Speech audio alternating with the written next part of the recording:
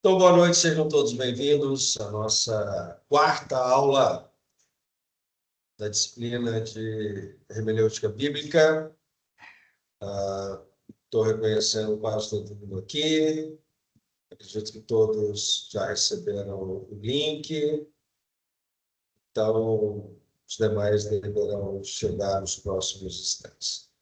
Bom, gente, eu não sei se vocês já foram no AVA, se vocês foram, vocês já perceberam que, além das aulas anteriores, de um outro momento, de uma outra vez que essa disciplina foi dada, vocês também têm à disposição as 3 últimas aulas que nós tivemos agora recentemente. Então, vale a pena vocês reverem.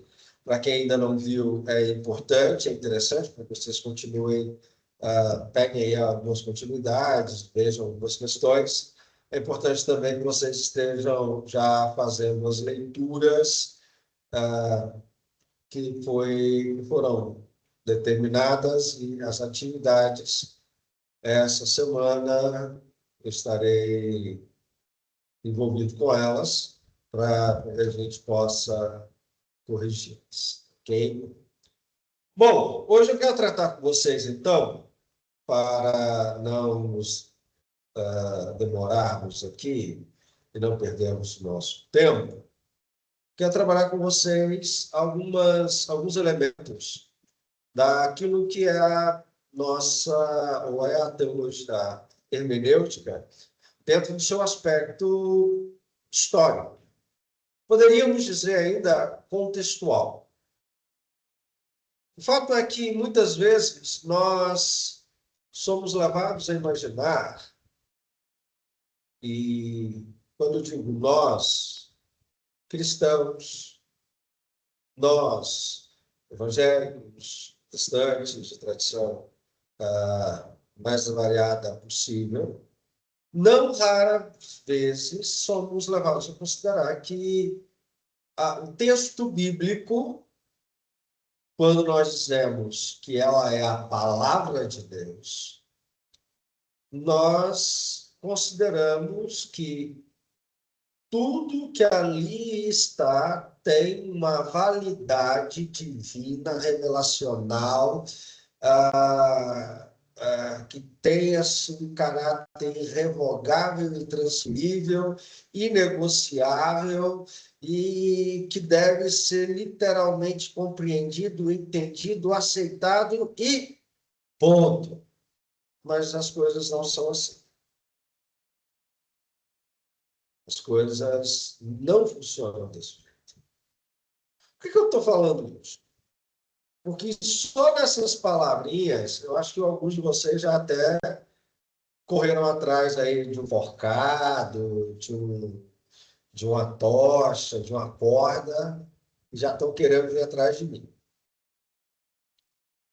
O que eu falei, de fato, é algo que é normal. Na maioria dos entendimentos, das percepções que o grande público das nossas denominações, das nossas igrejas tem.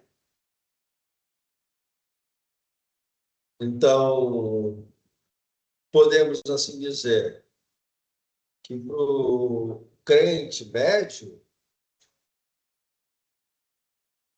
o que está escrito em Gênesis tem a mesma força do que está escrito em, sei lá, Cantares.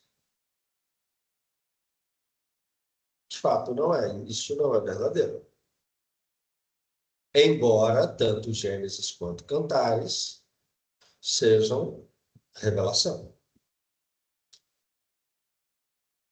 Nós chamamos isso de biblicismo e quase se torna uma forma idólatra de lidar com as escrituras.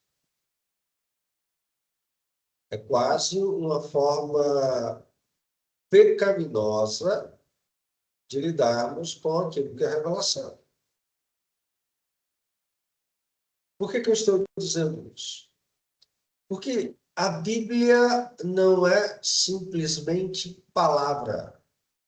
O texto bíblico não está apenas fundamentado naquilo que nós chamamos de palavra, de texto, por assim dizer. Ela, mais tanto quanto texto, ela está dentro de um lastro, ou ela está sob um lastro histórico, textual, social, econômico, político. Ela está dentro de todo um processo próprio. Todos os textos ali carecem desse lastro histórico, sociológico, religioso e por aí vai. Porque senão fica o texto pelo texto. E texto por texto não é revelação. Texto, naquilo que ele tem só de letra, é aquilo que é a letra fria da lei, aquela letra que mata, aquela letra que não tem vida. A gente precisa considerar isso. Por exemplo, ninguém hoje vai se vender como escravo. Ainda que você queira, você não pode se vender como escravo. Ainda que você trabalhe para alguém, goste muito desse alguém, você não pode se vender como escravo. Como escravo. E por que não? Porque a lei que regulamentava a escravidão dentro do Antigo Testamento, ela não tem validade legal hoje. Porque ela, enquanto revelação, ela tem a sua duração. Em um certo sentido, ela está caduca por conta da não existência daquela nação, digamos assim, teocrática que era o antigo Israel.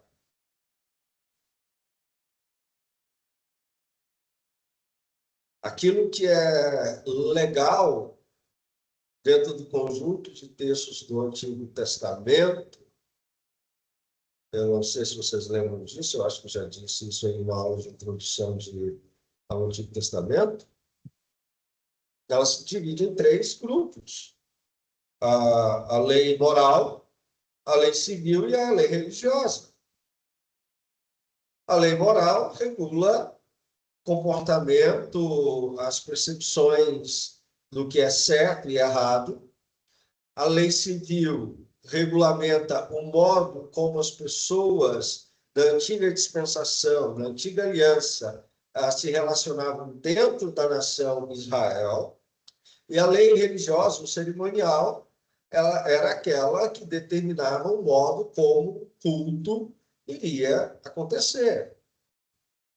E com a vinda de Cristo e o cumprimento da lei em todas as suas potencialidades, a inexistência do reino de Israel, com a sua queda no ano 70 da nossa era, colocou fim ao, ao sentido da lei civil que existe no texto de Êxodo, por exemplo. Então, as coisas são diferenciadas hoje. Embora tudo isso seja a palavra de Deus. Como é que, então, nós interpretamos a Bíblia sem ferirmos ou sem cairmos no erro do biblicismo? Comentamos na aula passada da questão literal ou literária, da questão da interpretação gramatical. E hoje nós trataremos sobre a interpretação contextual, a interpretação histórica das Escrituras. Até aqui algum comentário, alguma pergunta, alguma dúvida? Ou pulga atrás da orelha?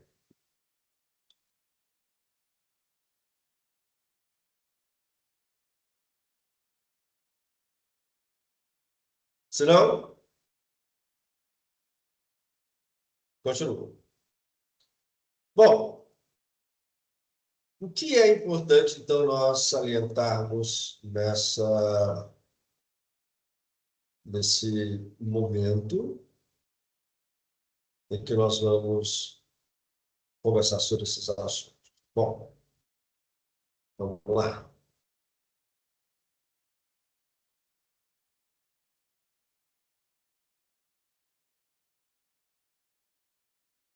Bom, a primeira coisa que a gente precisa entender é que nenhuma explicação real das Escrituras, ou nenhuma explicação real, verdadeira, em um sentido muito mais forte, desconsidera que a Bíblia é um elemento histórico, é um produto de uma história. Cada palavra deve ser compreendida como algo vivo, que se originou na alma do seu autor, em um momento específico, em uma situação existencial, em um momento de dor, de conflito, de medo. Havia algo acontecendo por detrás, e ao redor daquela pessoa, de modo que ele estava ali envolvido não apenas pelo poder de Deus, não apenas pela ação do Espírito Santo, mas ele estava também determinado, alinhado diante de alguma situação que construía, então, aquela situação que eles viviam. Por exemplo, quando nós pegamos o Pentateuco, o conjunto dos 5 primeiros livros das Escrituras, tendo como objeto como autor desse conjunto o nosso irmão Moisés, Moisés escreve em um contexto geral, que é o contexto da libertação de Israel do Egito. A Gênesis, necessariamente, é um livro que está sendo escrito para revelar a um povo que passara 400 anos sob dominação egípcia aquilo que é a sua própria história. Eles não conheciam, eles não entendiam o todo daquilo que eles estavam ali, ou que nós temos hoje conhecimento de Gênesis, por exemplo. A gente está falando de 400 anos. 400 anos. Às vezes a gente tende a pensar que 400 anos é pouca coisa, e não é. Quer ver uma coisa? Eu e o aluno Magno, nós somos parentes. Nós somos parentes. Há 7 gerações atrás, nossos antepassados em comum chegaram ao Brasil. Há 7 gerações. A gente não conhece as histórias deles todos. E por mais importante que eles tenham sido para as nossas vidas. Inclusive para que eu e Magno, por exemplo, sejamos cristãos, evangélicos, protestantes e presbiterianos. Agora, quando a gente fala em 7 gerações, a gente está falando de 1800 e joga abaixo aqui, 80, 1880. Faz as contas. A gente tem um pouco mais de 100, quase 150 anos. Agora, pensa isso há 400 anos em carqueirada de gerações atrás. Você sabe uma história ou outra, você sabe uma ideia ou outra. A Gênesis está sendo revelado no contexto do Êxodo, no contexto de um povo que conhecia a doutrina, talvez, do culto egípcio, mas não entendia quem era Yahvé, não entendia quem era o Deus da aliança, não entendia o conceito da aliança, não entendia a necessidade de todo aquele processo. Então, quando nós temos essa revelação, ela acontece provavelmente nos primeiros anos daquela peregrinação de Israel no deserto. O contexto do Êxodo, ela parece ser muito mais próxima de tudo aquilo que está acontecendo, principalmente ali naquele miolinho que é a dádiva dos mandamentos, que é a ordenação da construção do, do, do tabernáculo, as instituições, elas parecem caminhar ali de uma maneira mais síncrona, mais concatenada com o momento. O mesmo, então, vai servir para Levítico, Número, Deuteronômio. Deuteronômio está sendo escrito 40 anos depois, próximo à morte de Moisés, próximo à entrada em Canaã. Qual o contexto? O que está acontecendo ao redor do momento do dado da revelação? Isso é importante. Não apenas isso, em um contexto ainda menor, especificamente, o que está acontecendo naquele momento em que Moisés precisou de registrar aquele momento fatídico que Deus ordena a ele a falar a rocha e lá e mete a varada na rocha. Qual é o movimento histórico que está ali? Outra coisa, quais são os sentimentos que rondam essa passagem? Alguns teólogos falam em Sitzenleben. Sitzenleben é situação existencial. O que o sujeito está sentindo? O que o sujeito está experimentando? Quais são as suas dores, seus amores, seus medos, suas raivas?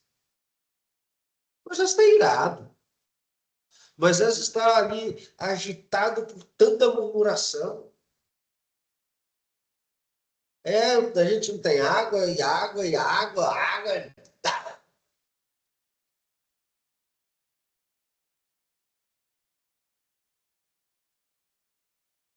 E isso é importante a gente frisar. Quando nós tratamos de narrativas, principalmente, nós precisamos tentar adentrar a esses sentimentos que experimentam os personagens, a essas situações que eles estão vivendo, as comparações que nós temos de cada um,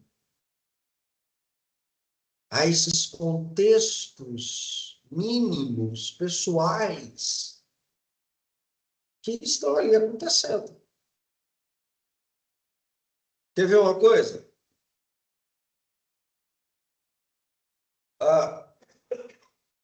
Eu posso dizer que, porque Davi foi um homem segundo o coração de Deus e rico,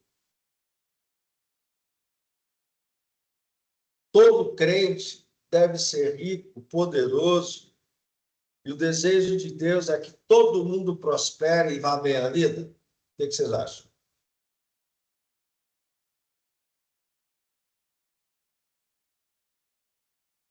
A partir de Davi. Vocês não acham nada, né? Ninguém fala nada. Opa, ô, professor, repete, por favor, de novo aí, que deu uma cortada aqui. Oi?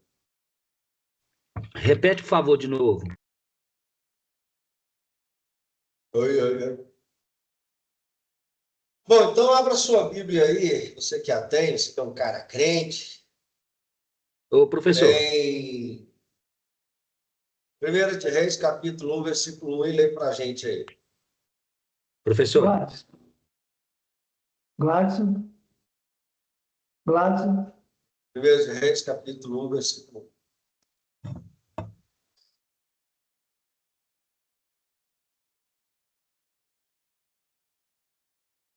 professor, Diga, Mário. tá me ouvindo aí?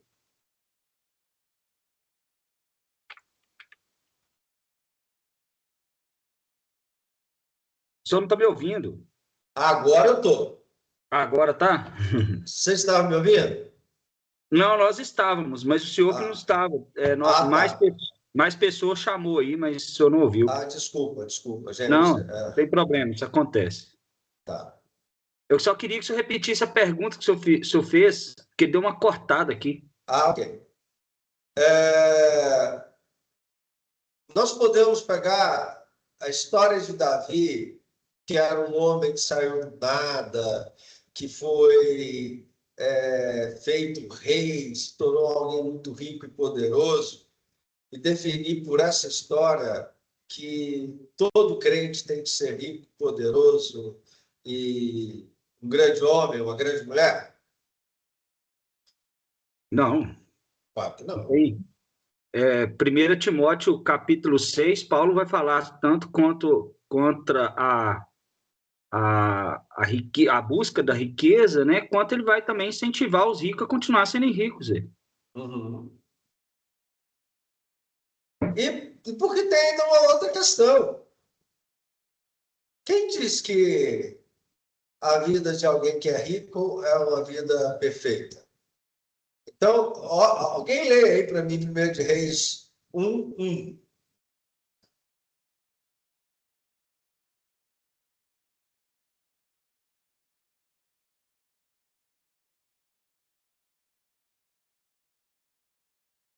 Gente, vocês têm Bíblia, não?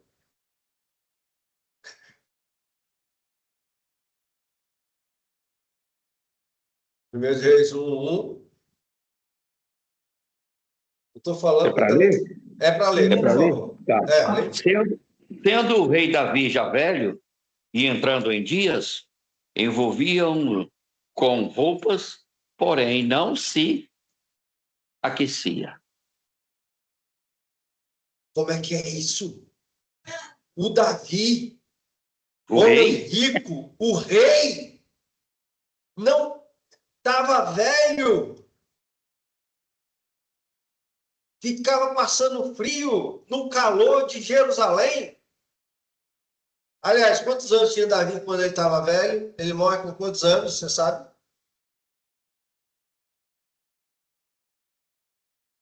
eu não me lembro, pastor. Não me 70 lembro. anos. 70, né? 70. Aos 30 anos ele se torna rei, reina durante 7 anos Isso, 40 anos, né? Praticamente 40 anos de reinado. 40 anos Isso. de reinado, 70 anos. Ou seja, existem coisas que às vezes nós consideramos no todo no todo da narrativa, mas quando a gente pega a narrativa de maneira fragmentada, repartida, a gente vai vendo que não há uma regularidade. Porque a vida humana, ela não é linear. A vida humana é cheia de altos e baixos. Hoje você está bem, amanhã você está mal. Hoje você está com plena saúde, amanhã você está doente. As coisas vão bem de um jeito, depois... Hoje isso acontece comigo e com o Davi. Todo mundo. Com todos nós. Às vezes nós olhamos para a Bíblia como um livro de super-heróis, revistinha de super-herói. Não é. É gente que vive dentro de contextos, dentro de situações em que eles têm experiências e essas experiências são usadas por Deus para trazer sua revelação. Diga, Magno. Você levantou a mão assim aí? Não, eu baixei. Eu tinha esquecido. Não, tranquilo. Então, nós não podemos, em hipótese alguma, pensar que um texto bíblico é uma série de coisas que se falaram para ser feitas. O nome disso é Alcorão. Se você pegar o Alcorão, ele é uma série de normas. A Bíblia não é uma série de normas. Você tem um conjunto legal que é o Pentateuco? Tem. É talvez no Antigo Testamento o bloco de texto com maior força em termos revelacionais? Sim. Porque eu já disse isso. Quando você lê o Antigo Testamento, você tem que tomar o Pentateuco como o modo como Deus quer que o povo haja, os livros históricos como padrão como o povo age, os livros poéticos como um modo de ensinar o povo a agir, e os livros proféticos, a intervenção de Deus para que o povo age de maneira correta. Então, todo o Antigo Testamento está apoiado no conjunto de leis do Pentateuco. Tudo que acontece nos demais livros acontece dentro de um contexto que precisa ser estudado. Por exemplo, entra Israel em Canaã. Você precisa saber que parte de Canaã eles estão, quem são esses povos que estão lá, o que é Baal, o que é Astarote, qual era a religião dos cananeus.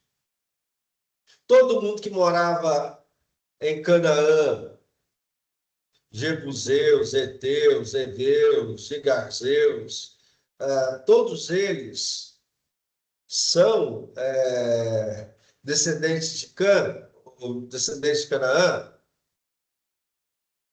E os filisteus? Eles sempre foram cananitas? Eles eram cananitas ou não?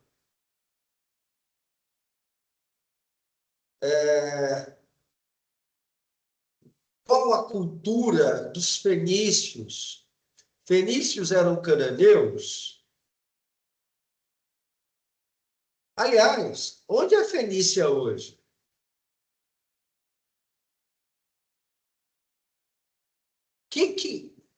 Aí você precisa entender a geografia do Antigo Testamento. Então, por exemplo, os filisteus, eles não são cananeus. Eles provavelmente sequer são descendentes de Cã. Provavelmente eles sejam descendentes de Jafé. O mesmo vale para os fenícios. Perceba, nós precisamos ter toda uma possibilidade de interpretar as Escrituras a partir do seu contexto. Contexto é lastro, aquilo que embasa, o alicerce da palavra é o seu espaço contextual. A palavra é importante, mas ela precisa ser lida no seu contexto. Deus não vai te pedir uma prova de fé. Ou seja, venha e sacrifique seu filho. Isso é contextual, único e não repetido nas Escrituras. Só acontece isso uma vez. E com uma pessoa específica, no contexto específico, por uma causa específica. Eu vou pedir para Deus me dar uma direção. Se a lã ficar molhada em cima da grama e a grama seca, é para eu fazer isso. Ele só fez isso uma vez. Mas a Bíblia diz, provai e vede que o Senhor é bom. O que ele está dizendo ali? Prove da bondade de Deus, experimente a bondade de Deus. Não é provar e de mandar você colocar Deus à prova.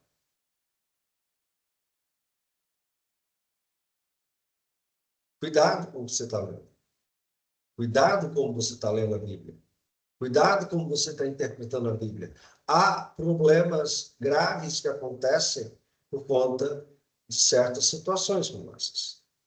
Então, a primeira coisa que a gente precisa entender é que a Bíblia está sobre um lastro contextual. Segunda coisa,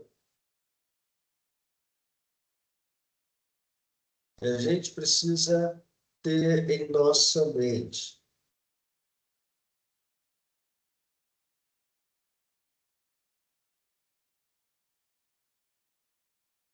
As características pessoais do autor ou do orador têm papel determinante dentro da compreensão do texto. Por exemplo,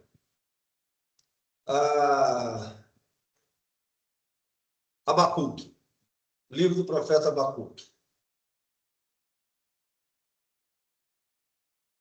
É um livro tenso. Por quê? Você tem um camarada que acabou de receber uma profecia de Deus de que Deus iria destruir tudo. Ia destruir com o templo, ia destruir com Jerusalém, que eles seriam levados cativos para uma terra distante, para a terra dos caldeus, que os caldeus não teriam dó nem piedade de Judá. Ele está falando isso para um camarada que provavelmente é um levita, minimamente um levita, talvez um sacerdote, porque ele escreve um salmo, capítulo 3 é um cântico para ser cantado no templo. O último versículo de Abacuque vai mostrar isso. É alguém que está atemorizado, tanto é que é uma discussão que ele tem com Deus. Deus fala, sentença escrita. Aí ele vai, não, Deus, mas o Senhor não vai fazer isso, o Senhor não tem os olhos bons, não vai, não faça tal coisa. É um debate que ele tem com Deus, e Deus diz, não. Ou ainda, você pegue Daniel. Daniel tem duas partes diferentes. Uma escrita em hebraico, outra escrita em aramaico. Línguas, a princípio, semelhantes, talvez como português e espanhol, português e francês, não sei. Mas que demonstra a própria dinâmica de viver-se ou de se viver em exílio. A dificuldade de articular coisas em uma língua nova, em uma língua que não se conhece, em uma língua que se está aprendendo.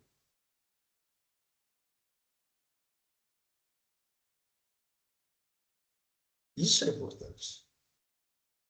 O autor do texto, ou o personagem do texto, ele traz para dentro do texto aquilo que ele sente. Paulo, por exemplo, escrevendo a primeira carta aos Coríntios, ele escreve de um jeito firme, decidido, atencioso, eu diria amoroso, mas segundo aos Coríntios, ele está nervoso. Mais nervoso ainda fica Paulo quando escreve cartas. Agora, quer ver Paulo num dia bom? Filipenses e 1 Tessalonicenses. Ele está num dia bom. Quer Paulo num dia deprimido? 2 Timóteo. A gente lê: combati o bom combate, encerrei a carreira, guardei a fé. Ele está num dia mal.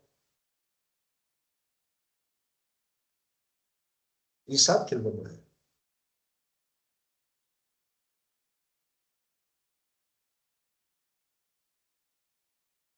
Você lê Apocalipse, Apocalipse é um livro atropelado. Se você lê com atenção, parece que está acontecendo alguma coisa assim, e de repente passa por uma coisa, passa por outra e tal, a coisa agitada. Por quê? Porque João está no meio de um êxtase. João está vivendo uma experiência de visão de coisas, de audição de coisas. De uma hora para outra aparece um monstro na frente dele, aparece uma situação diferente diante dele, ele tem experiências sensoriais diversas. É um livro que ele come, engole, a boca fica doce, mas dá uma azia desgraçada depois. Ele chora, ele ri, ele se alegra, ele tem medo. E aquela agitação desastrada, você fica temeroso. Mas você pega Tiago. Manso, calmo, fazendo suas pregaçõezinhas, suas parênteses. Prega uma coisinha aqui, prega outra coisinha ali, prega outro sermãozinho aqui, outro sermãozinho lá, tal, tal. Alguém que está ensinando a igreja. Então, o autor é alguém que você precisa observar. Pedro escrevendo a primeira carta, Pedro escrevendo a segunda carta, tem diferença.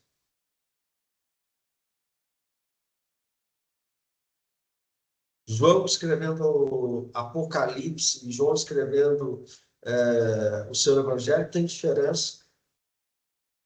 Qual a diferença?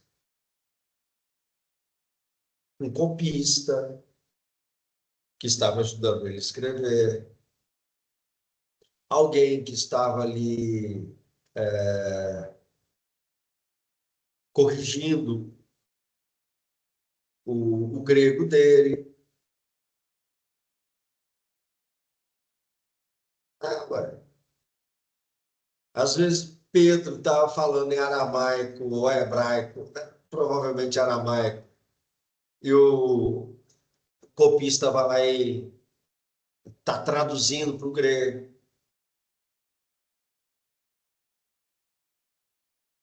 É igual pergunta, quem escreveu a carta aos Romanos?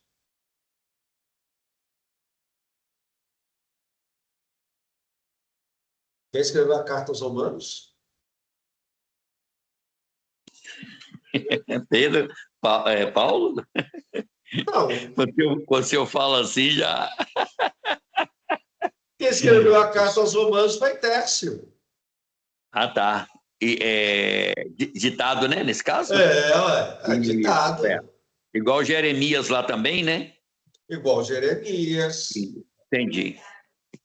É por... mas não foi Paulo. Gente, presta atenção. Quem é o instrumento da revelação? Paulo, quem estivesse ajudando. Então, o Tércio, embora não inspirado, estava sendo cuidado pelo Espírito Santo na hora que ele estava anotando, escrevendo, transcrevendo o ditado de Paulo.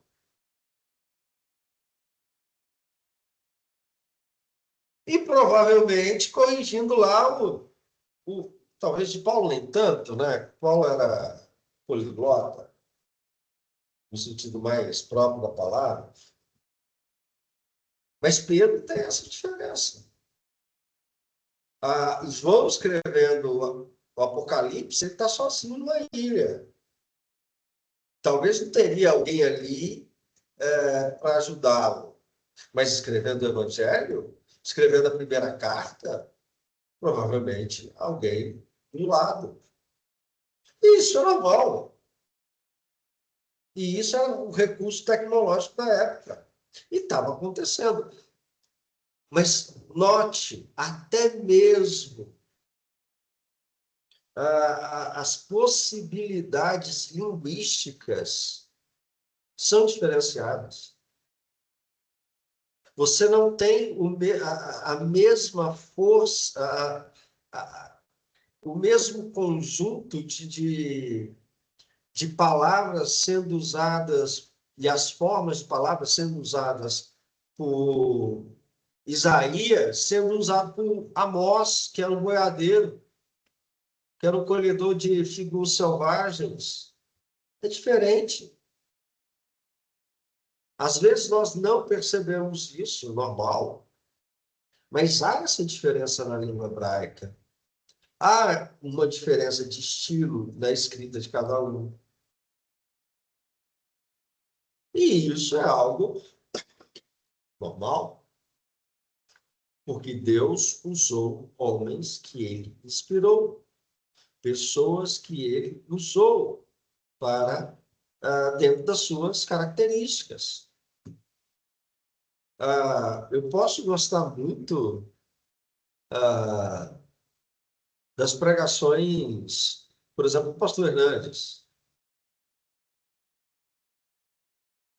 mas eu jamais vou pregar igual a ele.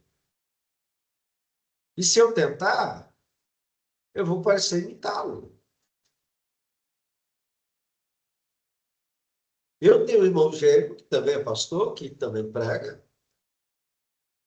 Nem por isso eu e ele pregamos do mesmo jeito. Falamos do mesmo jeito. Alguém disse que sim, mas a gente fala diferente. Nós temos um vocabulário diferente, personalidades diferentes, e isso reflete no nosso modo de ser, no nosso modo de expor a palavra de Deus, no nosso modo de pregar o Senhor. Perguntas? Considerações?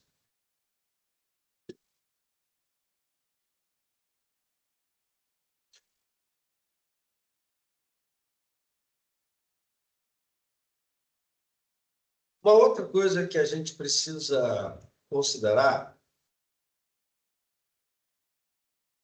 e isso também é importante,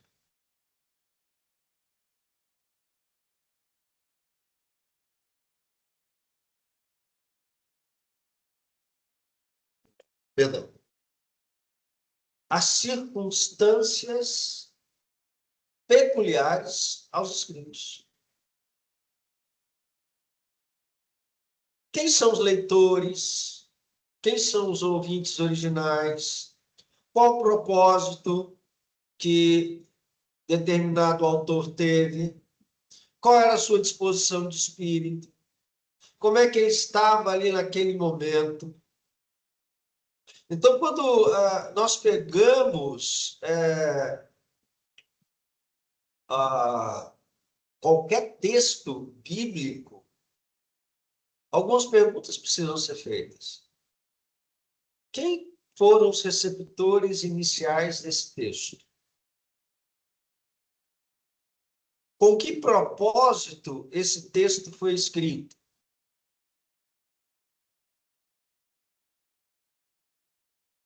Quando isso foi escrito?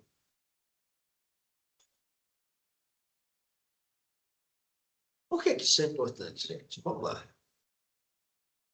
Se o autor, em suas várias situações existenciais, traz elementos determinantes ao texto, as pessoas para quem ele escreve, as situações e o propósito pelo qual ele escreve, também precisa ser considerado. Porque quem escreve alguma coisa, escreve para alguém. Por exemplo, eu acho que esse é um exemplo muito bom. Judas. Judas escreve sua carta e começa assim: Amados, eu queria muito poder falar com vocês, eu queria muito escrever a vocês para falar sobre a nossa comum salvação, mas as circunstâncias me obrigam a escrever a vocês para que vocês se ponham a defender aquela fé que de uma vez foi dada aos santos, porque entre vocês tem surgido falsos mestres e falsos profetas. E deixa eu falar uma coisa para vocês. Esses falsos mestres e falsos profetas foram pré-determinados, foram de antemão designados para que isso acontecesse. Mas eles só estão fazendo aquilo que todo falso profeta já fez ao longo da história, como Balaão, como aqueles homens que seguiram o Corá e outros tantos. Então, cuidado, ouçam o que os apóstolos disseram, guarde aquilo que foi ensinado a vocês, não dê ouvidos a essas pessoas.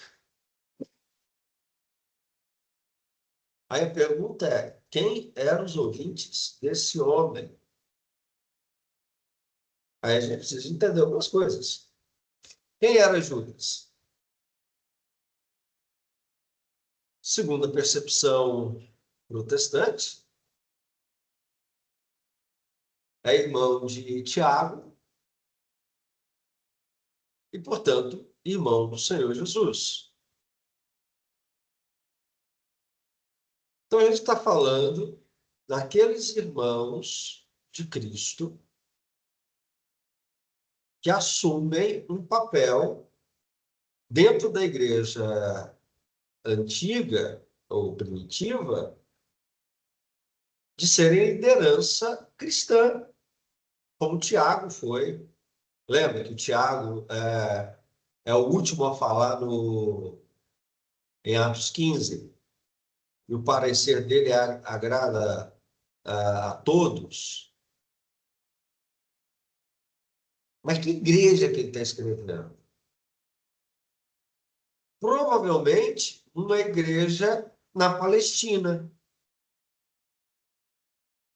Porque até onde parece, a quem já estudou mais, tal, quem gastou a vida para escrever, para estudar Judas,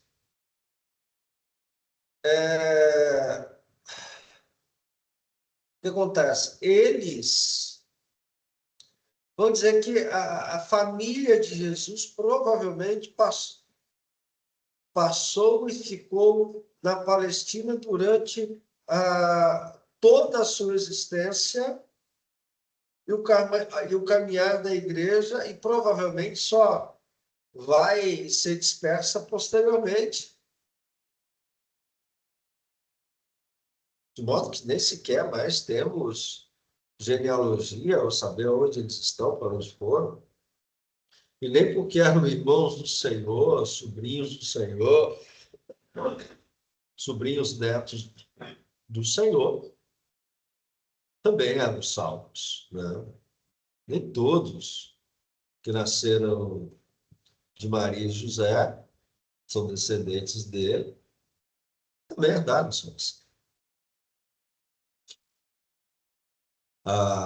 Então a gente precisa aí ter uma percepção de que ele escreve para um contexto bem conhecedor de certos textos e tradições do judaísmo. Esta vai ser a importância.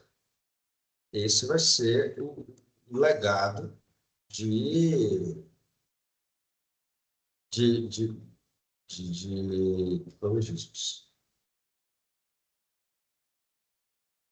do seu Judas.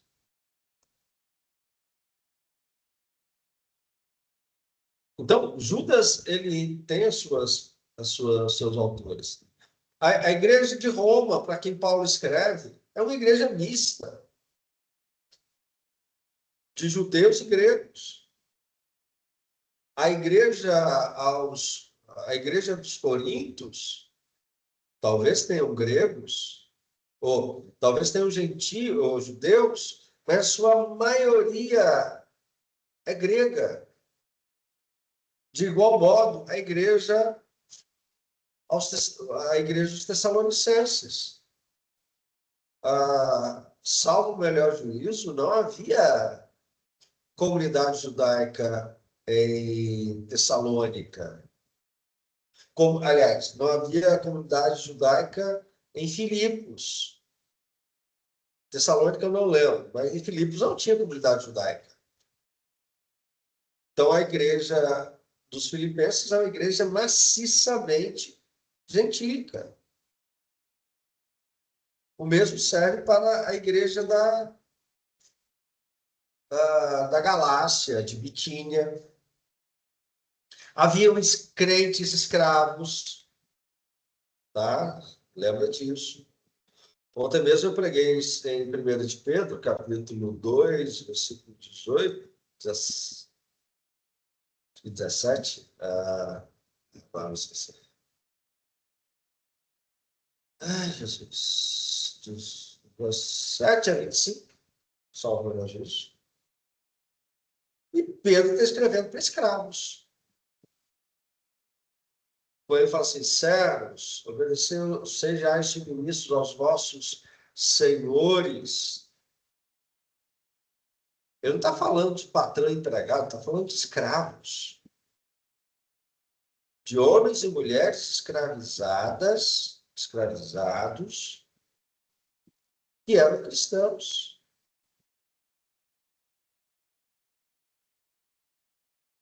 Existiam relações sociais diferentes das que nós existimos hoje. Quer ver uma coisa?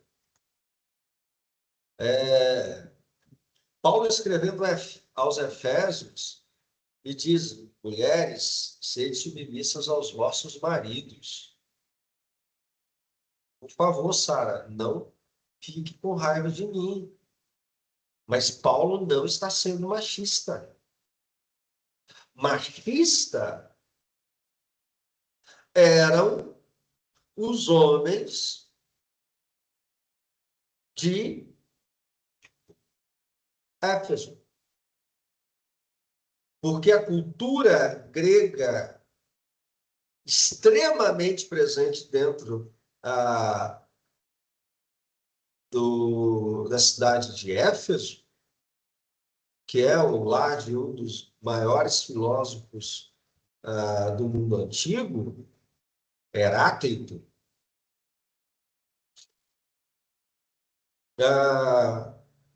entendia que existia uma diferença, que homem e mulher eram absolutamente diferentes. Eram essencialmente diferentes. Eram ontologicamente diferentes. E que a mulher ocupava um grau abaixo e inferior do homem. Tamanho era essa inferioridade da mulher em Éfeso, que a mulher não merecia o amor do homem. Esse amor era merecedor um outro homem. Sério. O que Paulo está fazendo aqui, meus irmãos e minhas irmãs, é uma contracultura. Está falando, não.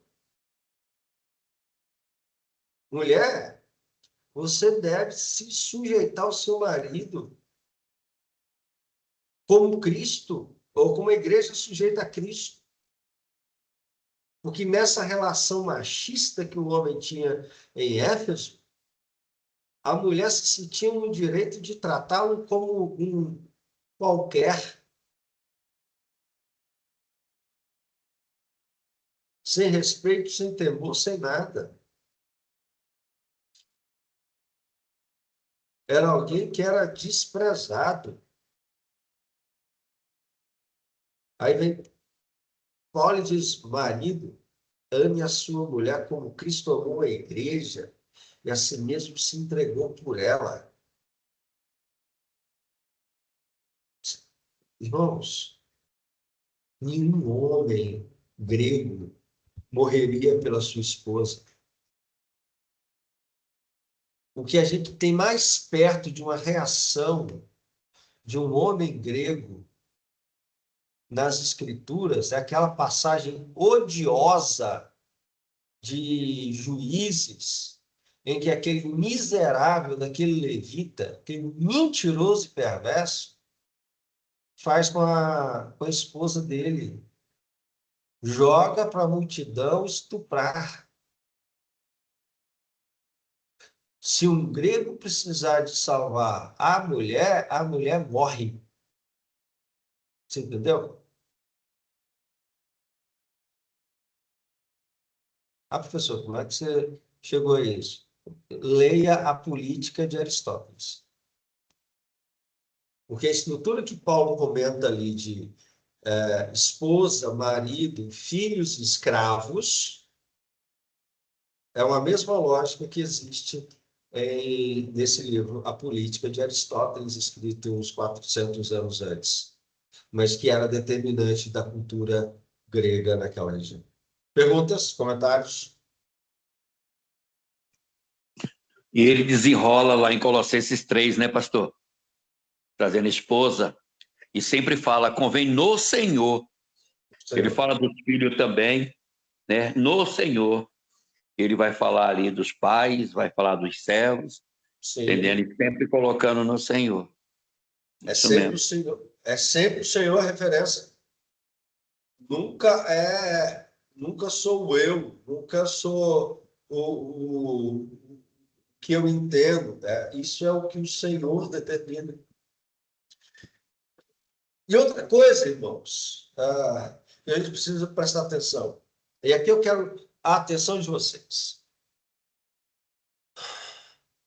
Eu acho que vocês já viram, ouviram várias vezes, as pessoas falando coisas do tipo, mas Salomão teve mais de uma esposa, porque Davi teve mais de uma esposa. Ele viu. Não sei quem teve mais de uma esposa, fez isso, fez aquilo outro. Ou seja,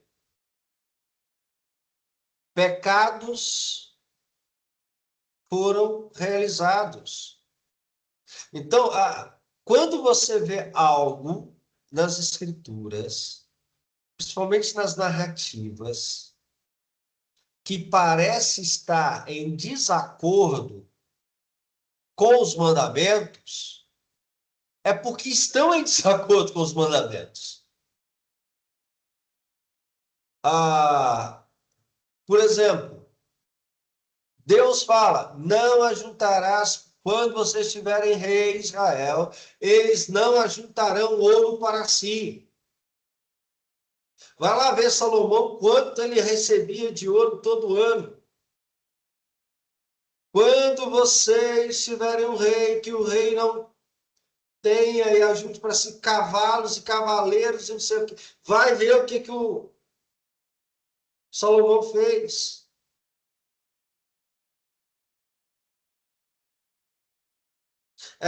Essas descrições que vêm, por exemplo, de Salomão, depois da construção do templo, são todas para dizer, o cara fez a casa do Senhor, mas depois disso, ele vem caindo, ele vem em decadência.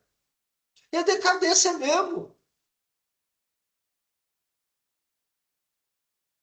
Deus não passa a mão na cabeça de seu ninguém.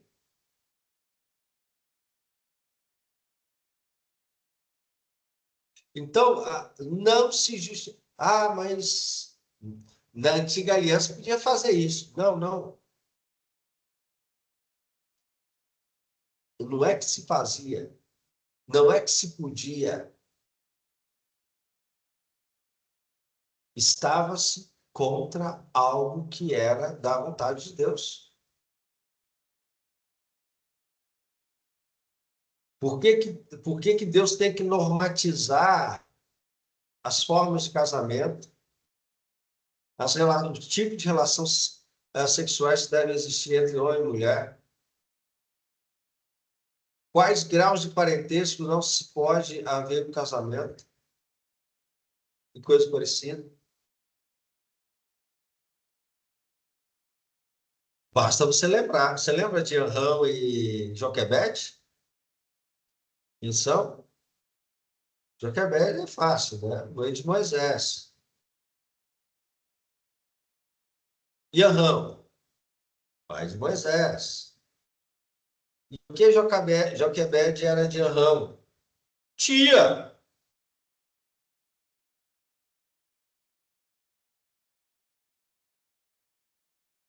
Ou seja, Moisés era ao mesmo tempo filho de Joquebede e sobrinho neto dela.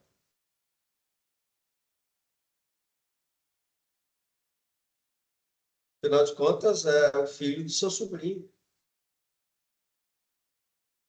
Aí veio o próprio Moisés e disse: não descobrirás a nudez da vossa tia, porque é irmã da tua mãe, ou é irmã de teu pai.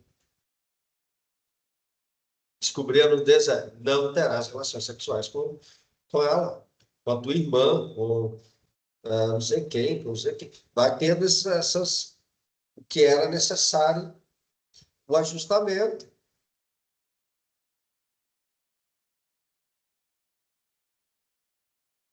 A gente precisa olhar o que está acontecendo com muita cautela, com muita parcimônia. Todas essas leituras nas suas peculiaridades. Por exemplo, falando de novo em Juízes. Sansão. Sansão é o tipo de gente que você tem que falar assim, só fez lambança. O que Sansão fez certo? O ato, pelo menos ele tem 2 atos heróicos com muita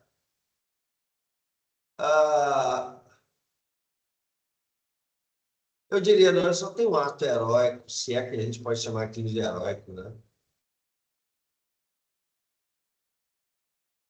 É quando ele coloca as mãos entre as colunas e arrebenta.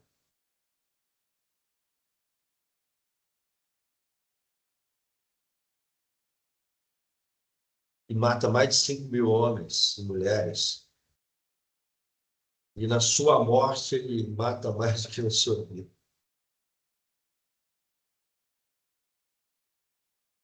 É o primeiro ato, talvez, que ele pede orientação de Deus e auxílio de Deus. Posso estar enganado.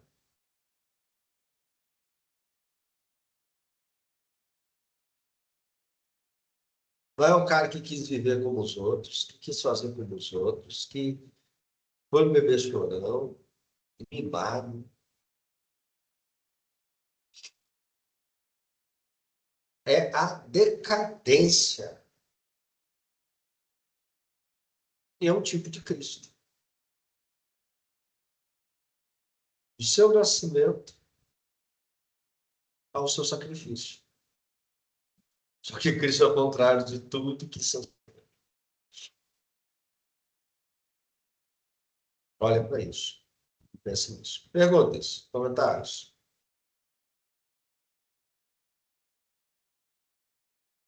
Vocês estão quietinhos hoje? Não, tá bom, pastor. Tá boa aula. Ah, graças a Deus. Isso tudo, irmãos, porque nós precisamos ter essa percepção que a palavra de Deus é importante. Então, perdão, o que nós precisamos como ferramentas? Eu quero considerar duas coisas para a gente finalizar, então.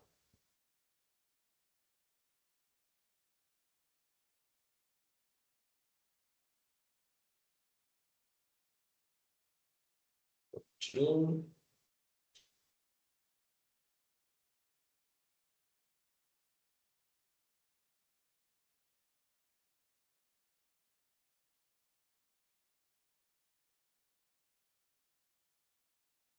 que nos auxilia na interpretação histórica da Bíblia? Primeira coisa, a própria Bíblia. O conteúdo da Bíblia. Então,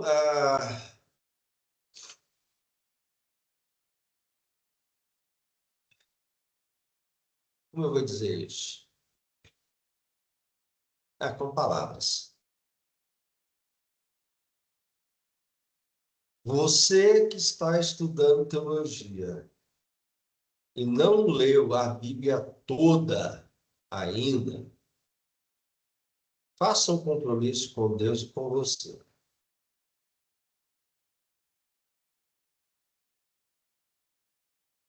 Tente ler pelo menos o Novo Testamento todo até o final do ano.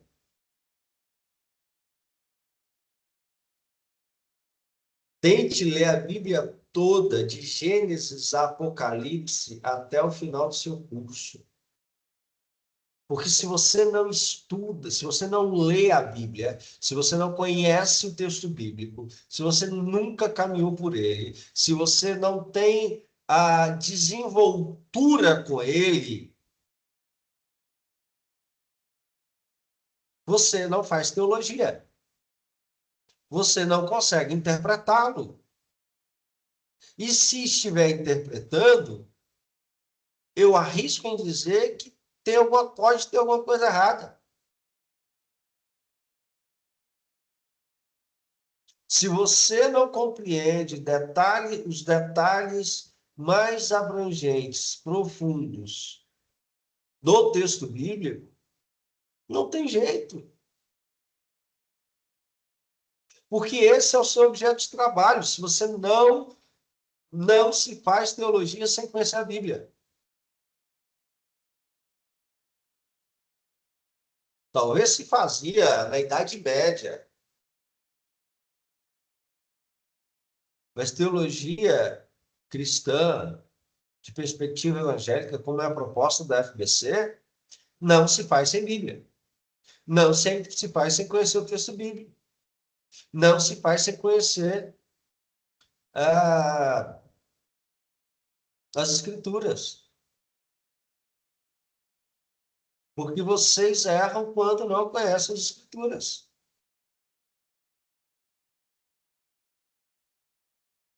Então, a teologia mal feita é teologia sem Escritura. Entendeu? Se você não compreende as Escrituras dentro do seu contexto, dentro da sua fala, dentro da sua... Você não faz teologia. Segunda coisa, elementos externos.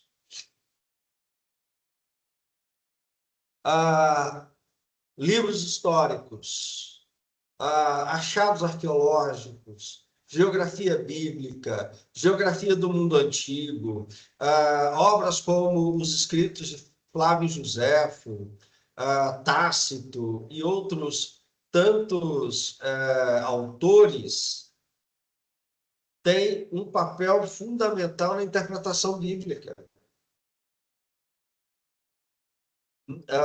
Não somos capazes de interpretar a Bíblia, às vezes, sem ler um autor pagão. Por exemplo, estudar as cartas de Pedro, principalmente a primeira, é necessário que se conheça Plínio o Jovem. Embora escreva algumas décadas,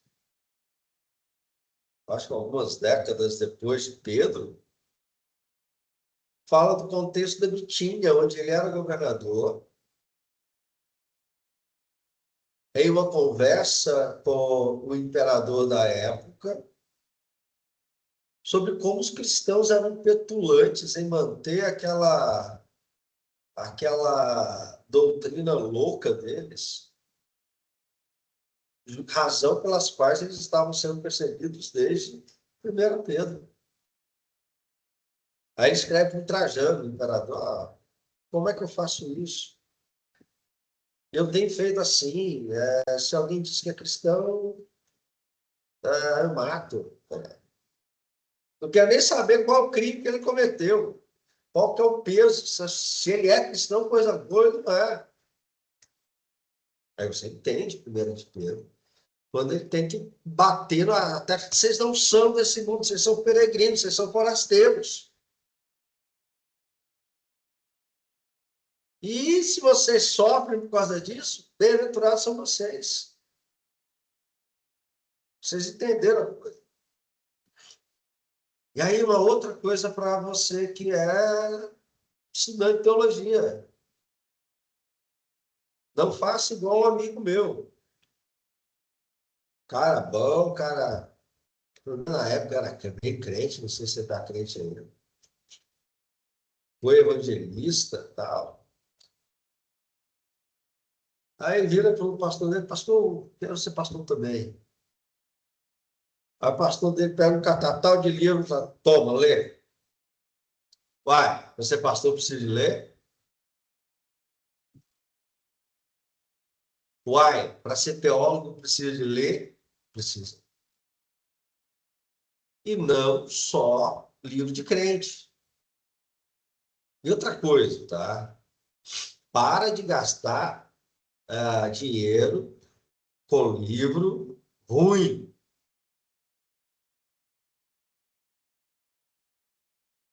Com livro devocional.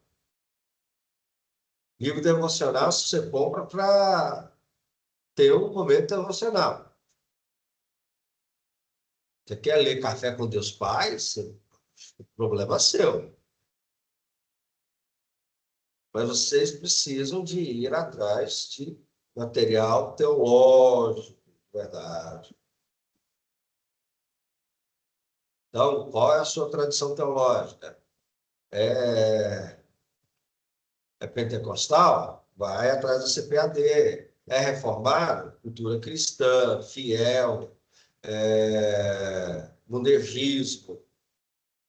É arminiano, reflexão, a CPAD, procura, mas leia coisa densa. Vai ler sobre filosofia, vai ler sobre sociologia, história. Você precisa conhecer o que está acontecendo no mundo, porque senão, gente, você não faz teologia. Um certo teólogo do século XX, chamado Karl Barth, ao menos é atribuído a ele tal coisa, ele dizia que todo teólogo tem a Bíblia numa mão e o jornal na outra. Ou seja, não é um alienado.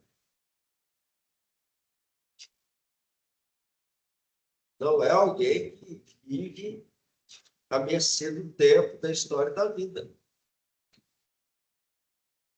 Que não se faz teologia sem Bíblia. Não se interpreta Bíblia sem contexto. Não se faz teologia sem uma interpretação histórica, gramatical, contextual das Escrituras.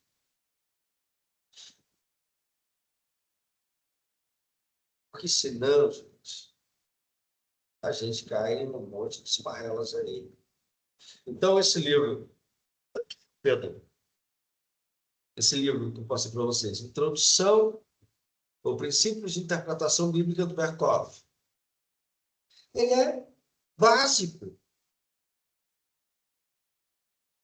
Corram atrás. Porque tem outras coisas, tem mais detalhes. E isso é com o tempo. É o que eu falei na aula passada. Não adianta. A pessoa que o senhor tem. Gente, de novo, esse ano, fez 25 anos que eu entrei no seminário.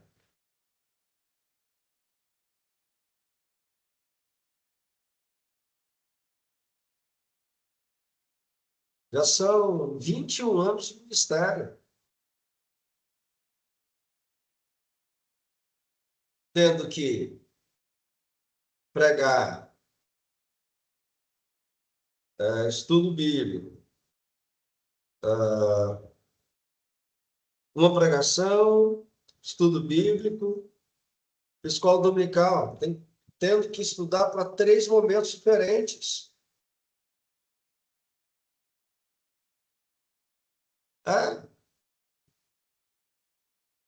E junto disso, mestrado, doutorado, especialização, não sei mais o quê, não sei mais o quê, um monte de leitura. Mas são 21 anos. Melhor, 25 anos. 25 anos é uma vida. E vou morrer sem saber um monte de coisa. Agora, não pensa que vai cair do céu. Não pense que resume-se a 1 hora e meia de aula uma vez por semana. Não pense que é um livrinho de 120, 130 páginas. Então, é assim que se faz teologia. Comentários, perguntas, dúvidas?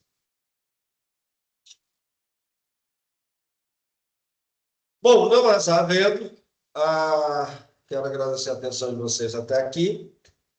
Acredito que já está no AVA a avaliação. Se não tiver, essa semana eu vou cobrar lá.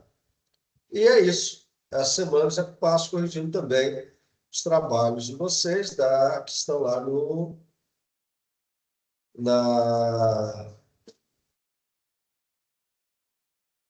Fórum Avaliativo. eu sei que tem alguns que estão no fórum participativo. Eu vou dar meus pulos para fazer com que as notas cheguem para vocês. Mas é isso.